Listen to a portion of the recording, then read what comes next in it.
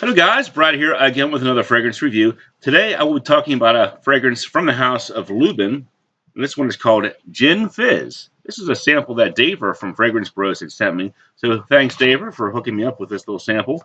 And I went ahead and doused myself with the sample this morning. I'm on vacation this week, and I decided I would just go ahead and review this one on my day off. Didn't really feel like wearing this one to work for some reason. I'll get into that a little bit more later. But classified as a citrus aromatic. It came out in 2009 as a reissue.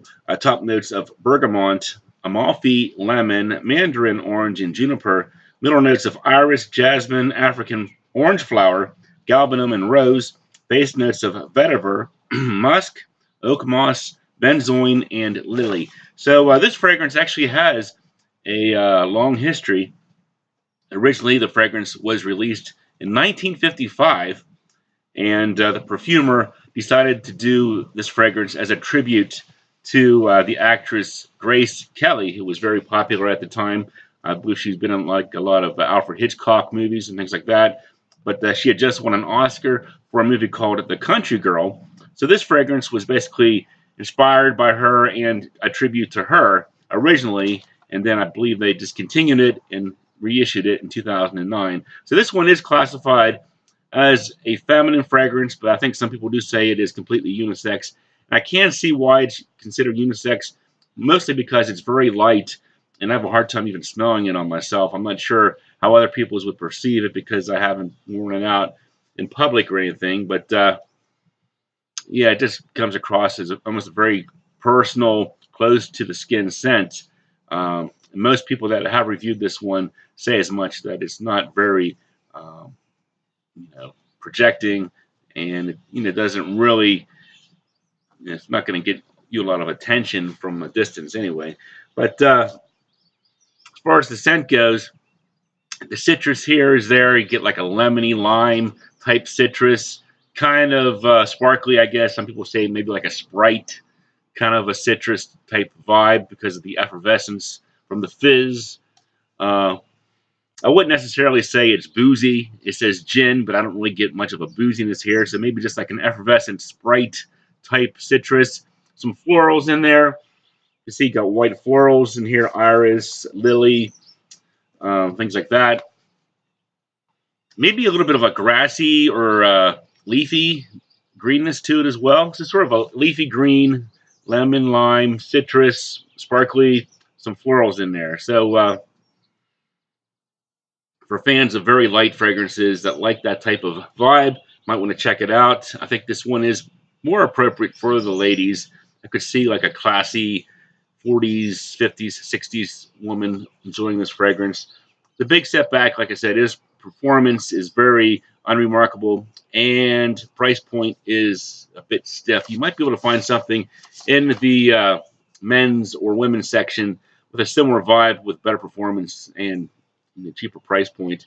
So that would be something to consider, especially if you're a guy. I mean, I think the quintessential gin and tonic fragrance for a guy would be like La Humaniste from Frappin, which is probably not much more expensive than this one, and I think it is much more satisfying for a guy to wear.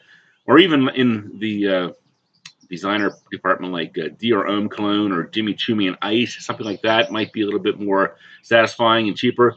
And for women, same thing. I'm sure there's other fragrances to consider, which I'm not quite as up on alternatives for women, but a bit disappointing here because of the lack of performance and the price point here. But let's get into some final scores. Now, I did break some of these categories into men and women's categories because I think on a man versus a woman, there would be completely different results. For a man, maybe 5.5 out of 10 for smell. On a woman, I jacked it up to 6.5 because I think this one would be more enjoyable off of a woman's skin. So it's like something sort of soft, but pleasing, fresh, spring-like. This one would do the job. Projection longevity, I'll give it 3 out of 10.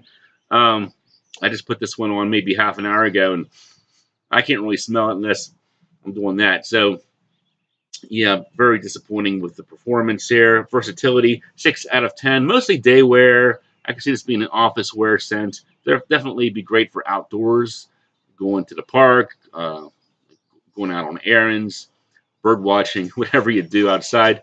Look, there's a bird behind me. Uniqueness, I'll say 6.5 out of 10. I think like the lemon lime floral thing. I'm sure there's other fragrances like that out there. Price point: Lucky Scent has 50 ml bottles for 130, 100 ml bottles for 160. So my overall score here for a guy, I'll say 4 out of 10, mostly because of its lack of performance and just a bit too floral and unisex or feminine, I think, for most guys. But I think a guy could pull it off. Maybe it's something, if you're in the mood for something like that. 6 out of 10 for a woman, because a little bit more pleasing off of a woman's skin, I would imagine. Plus, it is designed for a woman. So there you go. Gin Fizz from the House of Lubin. Check it out if you're into like the lemony lime floral type thing. See what you think. Maybe you can get a decant or something. I wouldn't really recommend blind buying this one because a lot of people were really disappointed with the performance for the price point. So those are my thoughts. Thanks for watching. I'll talk to you later.